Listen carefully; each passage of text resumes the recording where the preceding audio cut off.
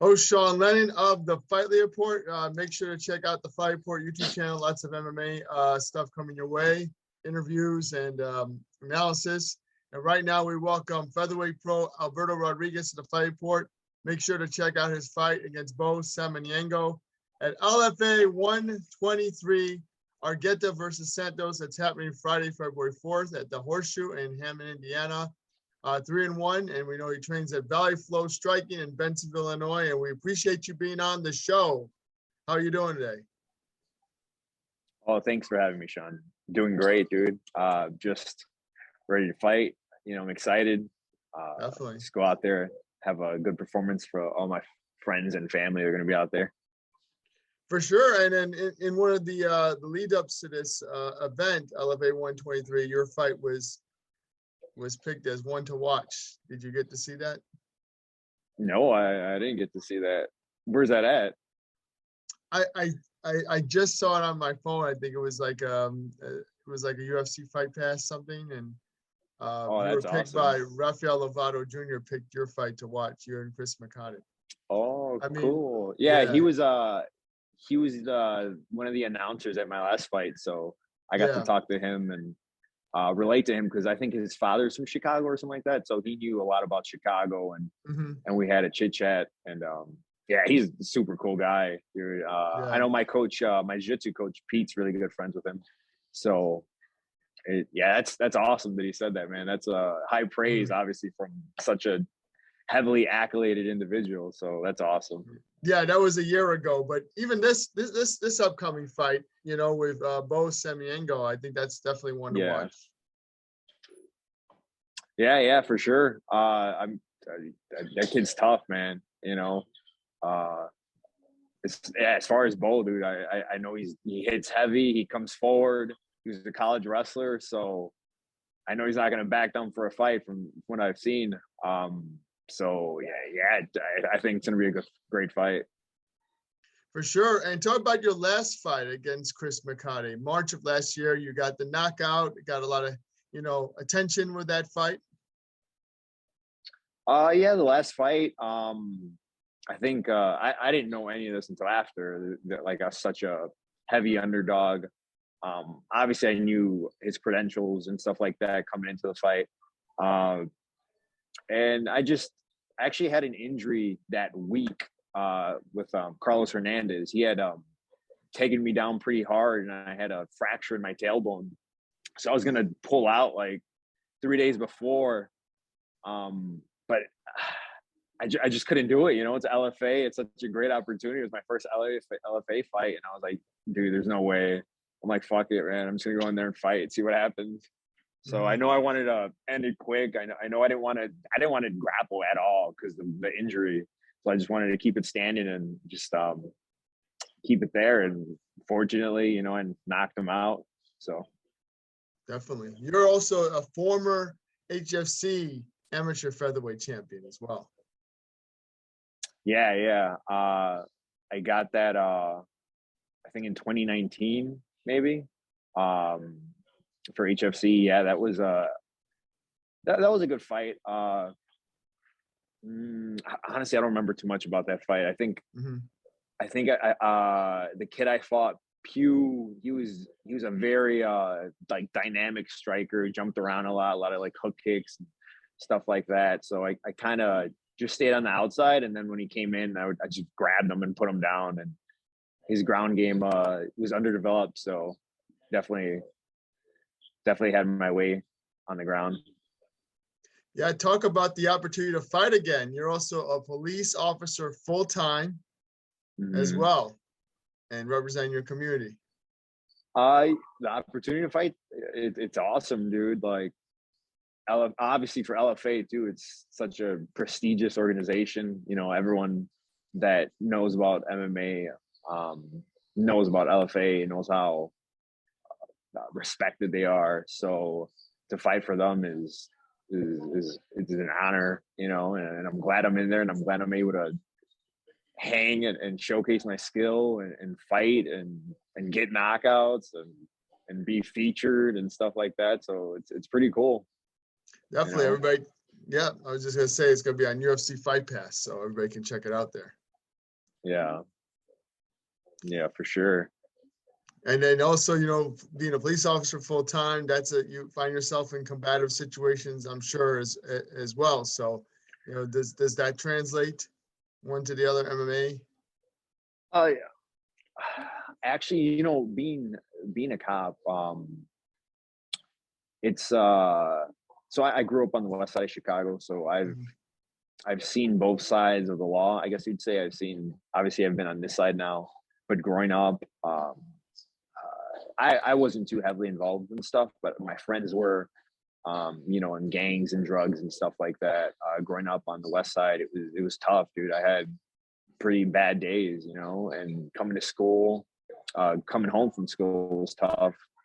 Um, so as a police officer, knowing both sides, knowing that a lot of people from those areas are disenfranchised, you know, and they have a lot of issues.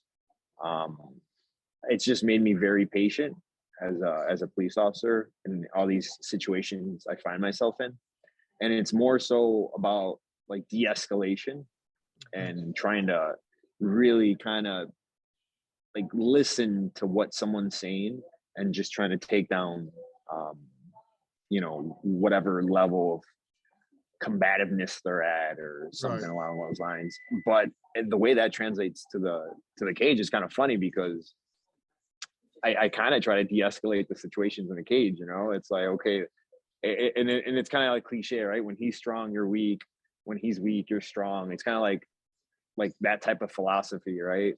Um, but it relates in like the philosophy of like combat and the philosophy of like policing and stuff like that. So I would say it's more that than actual like physical Right. stuff and grabbing people and throwing them on the ground, because obviously everyone on the street's untrained for the most part, so it would be pretty easy, you know, for me to just grab them and put them in a rear naked choke or something, or an armbar. Sure. But I'm not trying to do that, you know. I don't want to Yeah. get sued for Yeah, sure. definitely.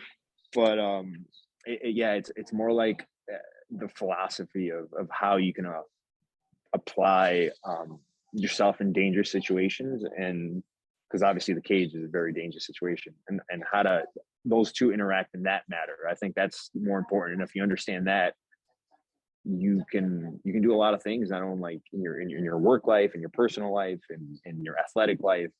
And that's where for me I've had a deeper understanding for sure. Cool. Yeah, man, definitely not an easy position to be in. And anything about Beau that you're expecting? I know he's 2-1, the former amateur lightweight champion of HFC. As you mentioned, he has a good wrestling background. Yeah, I mean, what I'm expecting is him just to come forward and try to knock me out. You know, that's what I'm expecting, him to try to take me down and punch me in the head as hard as he can. So I'm ready for that type of aggression. I'm just ready to meet it and ready to shoot away when I have to, and ready to be in the pocket and ready to exit and just fight smart. And talk about Valle Flow Striking, like who's helped you get ready to perform? They got a lot of great fighters there. Your coach Mike Valle is always, you know, on top of everything as well. Yeah, Coach Mike, he's such a great coach. It's insane. I mean, he's made my jiu-jitsu better. He's not, I mean, he's an MMA coach. Coach Mike understands it all, right? He understands the striking aspect, the grappling aspect, the wrestling aspect, but he transcends his knowledge of striking into like everything. So he's improved my jiu-jitsu with his striking, like methodology, his methods, you know. So it's crazy. And so yeah, he's been leading everything for me. We got Dimitri Willis, he's our wrestling coach there. My wrestling's never been better. And then as far as training partners, I mean, we just got a sick list of guys, you know, Ignacio Bahamondes, Carlos Hernandez, Kike Gonzalez. Kike just won his that combate tournament they had, the lightweight tournament. So it's good to have him back, because he's that kid's next, man. He'll be the next one out of Valle Flow to be in the UFC for sure. So just being able to train with that kid is just insane. And we just got so many like up and coming guys out of there. So it's awesome. Yeah, for sure. And what are you using for recovering after your training sessions? Anything in particular you recommend? Recovery after training sessions. Honestly, the big thing that has helped me these past couple of years is my nutrition. Mm-hmm. So I'm on Yummy Bites. It's by Valerie Sanchez. She's actually a student over there at Valle Flow, but she does all my meals. She cooks. Everything's homemade. Everything's tailored to what I want. So it's a lot for performance, a lot about being agile, quick, and I feel that has really made a difference in the way I train and the way I recover. Because before, like I was, in charge of my own diet, I guess, and I ate bullshit. I'm on the street, and I used to work midnight. So when I would work midnights, I would eat like, whatever was open at the time. Fast food, pizza, vending machine shit. So now that I have like a good nutrition plan with 3 square meals a day of good proteins, solid greens, good carbs. It's made a world's difference of the way I train and the way I perform. Nice. I didn't even know that existed. Yeah, she's awesome, dude. Yeah. I think on Instagram it's at yummybites_111. So if anyone's trying to, get in shape or perform or whatnot, she's definitely a person to hit up. Definitely. Now, fighting for LFA, I'm sure you know the number of fighters that have been, to the UFC from the promotion. Mm-hmm. So recently you had Carlos Hernandez. He won the Contender Series, and he was in LFA. So, talk about how LFA is just a great platform for fighters to get noticed and make that next step. Yeah, no, for sure. I mean, you hear it all the time. LFA is like the #1 feeder organization into the UFC. Everyone, if LFA calls and you're serious about fighting or, competing, you're going to say yes. So to me, it's just, like I said, it's a great opportunity. And I've never set goals for myself as far as like, I want to be in this organization or want to be in that organization. I'm just happy that I get to compete and I get to use my body and I get to be surrounded by like-minded individuals who are freaking just great people and amazing athletes. So it's a blessing, dude. It's a blessing, and to fight for them is fantastic, and I'm having a great time. Definitely. What are your thoughts on Ignacio Bahamondes, his last victory, coming by head kick? He's one of the fighters I know you train with. Yeah. I mean, that kid he's so young too. I think he's like 24. So he's barely scratching the surface. Like from when I've met him, I think 5-6 years ago to now is just night and day. Obviously, his ground game is dangerous. His wrestling, defense, and offense has gone through the roof. His striking is it's crazy. Like, I'm never like intimidated. It's hard to like intimidate me, but when I'm gonna spar around with him, I'm like, okay, I have to like mentally prepare myself. Not that he's trying to hurt me or nothing like that. But you just know, dude, he can in any second.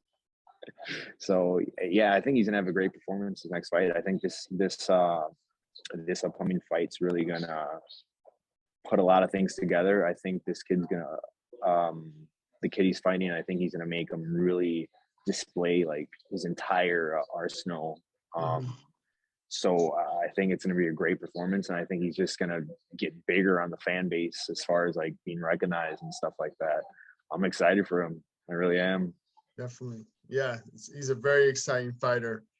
I think that's his 3rd fight officially for UFC, right? Yeah, this is his 3rd official fight. Yep. Nice. And I know Julianna Pena has trained for her last few fights at BFS, and she upset Amanda Nunes. And talk about women's MMA, being represented for BFS all over the world now. Oh, dude, she's so inspirational, dude. She really is. She comes in, she trains an insane amount of time. I know she's always running to train here, running to train at a bunch of other places. Yeah. And obviously she's a mother, so to balance that, to balance the training, and on top of that, now she's, you know, the champion of the world. It's just, it really is an inspirational thing. And obviously she was counted out her last fight against Amanda Nunes, who, you know, a lot of people see her as like the GOAT or whatnot.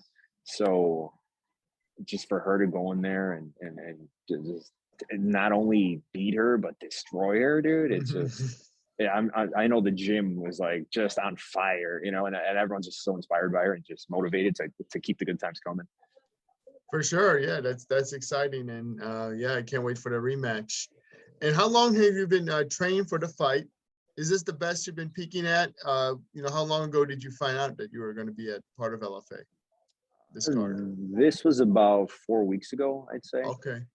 And yeah, I mean, I'm always in the gym. You know, I don't really take time off. I kick up the intensity, obviously, if like I have something coming up, but I'm always in there 6 days out of the week. You know, my one off day, I still either run or you know, do some sort of physical activity, but there's never an instance where I'm just sitting on the couch. You know, I'm just not that type of person. So yeah, I'm just like ready. And like I said, the big thing that's been the biggest factor for me is just nutrition. I feel it's like really, really elevated my endurance and my strength and my recovery. And what can we expect on February 4th, this Friday, in your fight against Beau Samaniego? I know you've had big finishes before in the past. Yeah, I'm looking to finish for sure. I'm looking to finish. I've been on the wrong end of decisions, and no one likes that, right? No one likes losing when you think you should have won. So I'm just on that mindset that if I'm here and I'm here to finish, you know, I'm here to win, be it any way possible, you know, by any means.